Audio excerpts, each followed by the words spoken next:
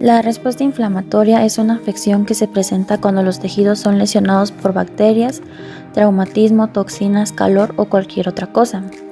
Esta tiene manifestaciones locales y sistémicas, en las que se incluye la fiebre, la leucocitosis, neutrofilia, que es una forma limitada de leucocitosis, y síntesis y secreción hepática de proteínas de fase aguda, proteína C reactiva, macroglobulina alfa 2, fibrinógeno, alfa 1 antitripsina y varios componentes del complemento. Se va a caracterizar clínicamente por el rubor, el calor, el tumor, el dolor y la limitación funcional, que es una anormalidad de una estructura, en este caso fisiológica o anatómica, que puede ser temporal o permanente y pues solamente va a afectar al órgano. La cinética de activación se va a resumir en 3 pasos, que es las reacciones de los vasos, las reacciones de los leucocitos y la finalización de la respuesta inflamatoria, en este caso aguda.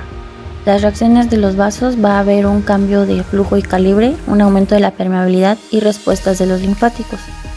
En las reacciones de los leucocitos hay un reclutamiento al lugar de la infección o lesión, un reconocimiento de los microbios y tejidos muertos, eliminación de los agentes lesivos, respuestas de leucocitos activados, liberación de productos por los leucocitos y lesiones tisulares que van a estar mediadas por los leucocitos y los defectos de la función leucocitaria.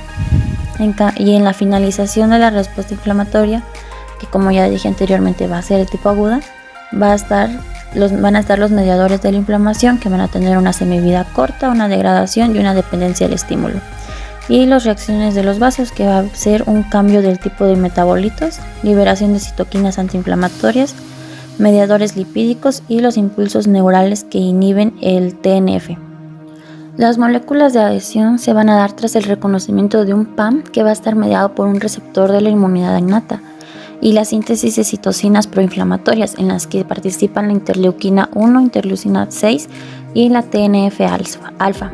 Se va a activar el endotelio y va a tener lugar la adhesión de los leucocitos y después el movimiento a través del endotelio y por debajo de la membrana basal hasta el tejido extravascular infectado. De ahí se va a dar una adhesión mediada por 2 clases de moléculas, que se van a llamar selectinas e integrinas. Las selectinas son unas moléculas de adhesión que se van a unir a glúcidos de la membrana plasmática, van a mediar el paso inicial de la adhesión de baja afinidad de los leucocitos circulantes a las células endoteliales. Aquí se dividen en 2, las células endoteliales y plaquetas, que expresan selectina P, selectina E, TNF y LPS, y la selectina L, que se va a expresar en los leucocitos, pero no en células endoteliales.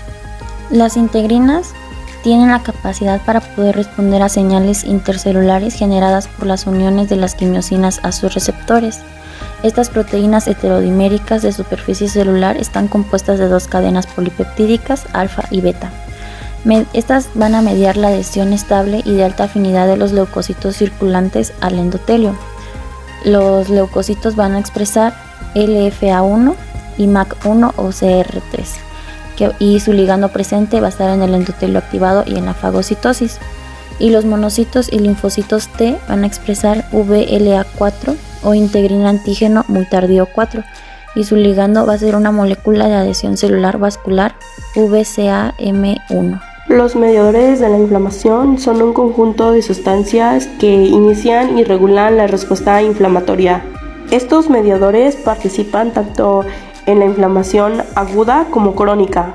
Estas moléculas tienen 2 orígenes de producción, que son las células inflamatorias y las proteínas presentes en el plasma. En las células inflamatorias son los macrófagos, las células dendríticas, los mastocitos, los neutrófilos o eosinofilios y endoteliales, que estos son capaces de producir a uno de estos mediadores, y los otros son las proteínas presentes en el plasma, que estos son producidos principalmente por los hepatocitos.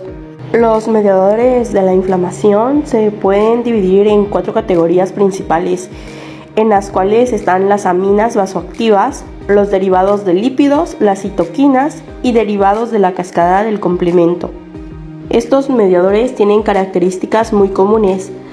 Una de ellas es que son liberados frente a productos de microbios o restos de células necróticas. También de que tienen una vida media corta de unos minutos u horas. Un mediador puede estimular la liberación de otro mediador también. Un mediador tampoco cumple solo una función, sino cumple muchísimas. Empezar hablando de los mediadores más importantes de la inflamación.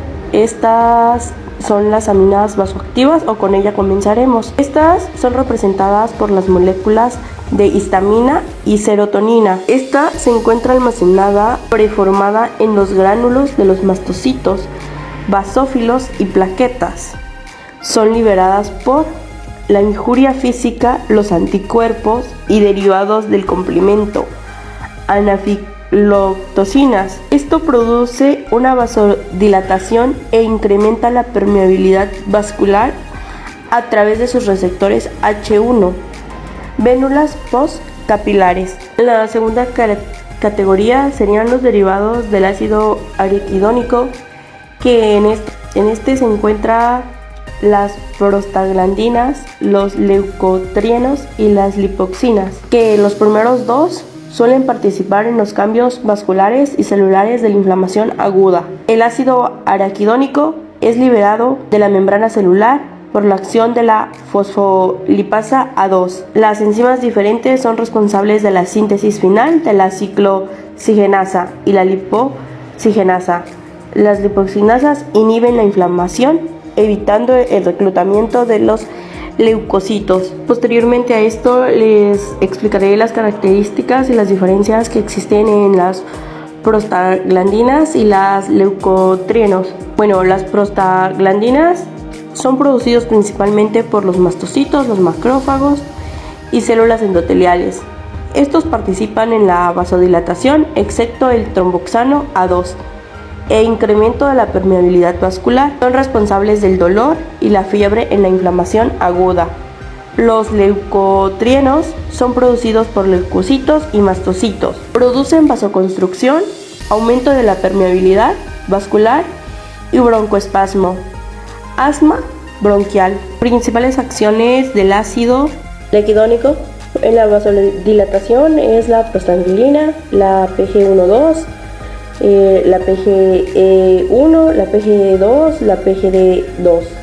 En la vasoconstricción es el tromboxano A2, el leucotrieno C4, D4 y E4. El incremento de la permeabilidad vascular, cargo de los leucotrienos C4, D4 y E4. Algunos participan en la quimiotaxis, adhesión leucocitaria, el leucotrieno C4, B4. En la contracción del músculo, prostaglandina PGS4, PGD4 y PGE4. Las citoquinas y quimiosinas más importantes en la inflamación aguda son el factor de necrosis tumoral, TNF, y la interleuquina 1L1. Muchas otras citoquinas participan además en la inflamación crónica. Ambas son producidas principalmente por macrófagos activados y células dendríticas. La activación de los receptores tipo TOL y el linfosoma participan en la activación del endotelio, que es la expresión de selectinas e integrinas, el reclutamiento y activación del neutrófilo y macrófago, en la activación del fibroblasto para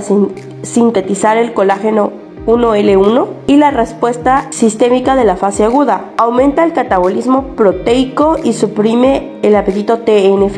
Caquexia. Esto hace que se tengan acciones locales, efectos protectores sistémicos, y ya en demasiadas cantidades ya se tienen sistemas patológicos. En los locales aumentan el endotelio, dan la permeabilidad vascular. Son capaces de activar los leucocitos para que hagan su función, o inclusive producen más citoquinas o citocinas. Algunas de estas son capaces de activar a linfocitos T. Los neutrófilos van a liberar diferentes sustancias que van a contribuir a la reacción inflamatoria y el reclutamiento de otras células del sistema inmune al sitio de la infección. Cuando se genera una respuesta inadecuada o desregulada de estos, se puede llevar el desarrollo de diferentes cuadros patológicos, en donde se incluyen enfermedades autoinmunes, inflamación crónica o arteriosclerosis. Los macrófagos inflamatorios, o también conocidos como M1, se originan durante la respuesta inflamatoria tras la estimulación con IFNY TNF-alfa o componentes microbianos como el lipopolisacárido, y se caracterizan por la producción de citoquinas y mediadores proinflamatorias. Los macrófagos de tipo M2, estos se van a activar en ambientes ricos en mediadores antiinflamatorios, por ejemplo interleuquina 10, interleuquina 4, interleuquina 13, y van a promover la remodelación de la matriz y la reparación del daño y suprimiendo la respuesta inmune. Los receptores opsónicos y no opsónicos. Aquí, la opsonización es el proceso que se marca a un patógeno para su ingestión y destrucción por un fagocito. La opsonización implica la unión de una opsonina y un anticuerpo. Estos, a su vez, se unen a un receptor en la membrana celular del patógeno. Tras la unión de la opsonina a la membrana, los fagocitos son atraídos hacia el patógeno. Los fagocitos expresan diversos receptores. Aquí se dividen en directos y en indirectos. En el indirecto se encuentra la opsonización. Estos también se dividen en dos, en opsónicos y no opsónicos. En opsónicos, aquí se encuentran los receptores de complemento, los receptores para la región constante o FC de los anticuerpos. Y aquí los receptores de macrófagos se unen a las bacterias opsónidas por fragmentos del C3.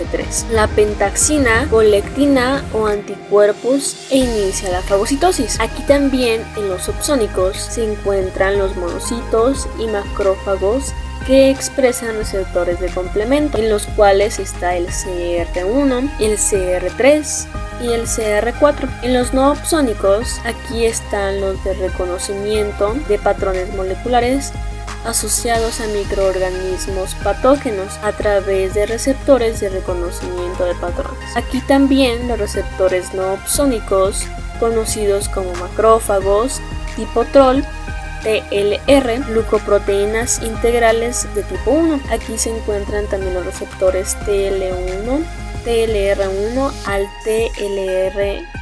Los mecanismos de destrucción, aquí se encuentran dos tipos de mecanismos, que son los independientes de oxígeno y los dependientes de oxígeno y nitrógeno. En el mecanismo independiente se encuentran los neutrófilos y macrófagos. También aquí ocurre, se convierte el oxígeno molecular en ROS.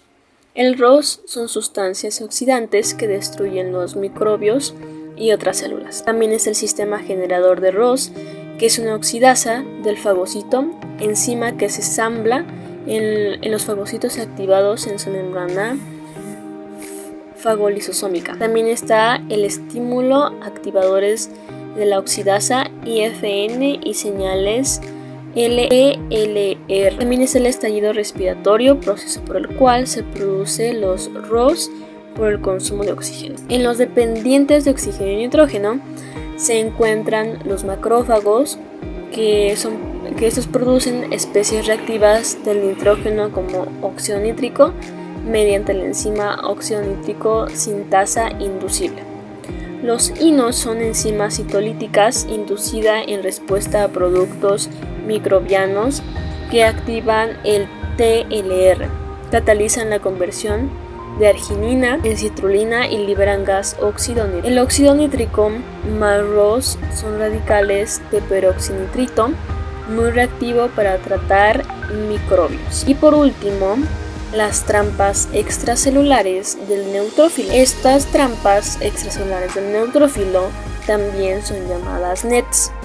Son una malla de ADN que encierra histonas y proteínas antimicrobianas liberadas por los neutrófilos al espacio extracelular. Estas trampas extracelulares inmovilizan a los microbios, atrapándolos entre agentes antimicrobianos como los mieloperoxidasa, elastasa, proteínas A3, catepsina G, lactoferina, tripsana y gelatinasa.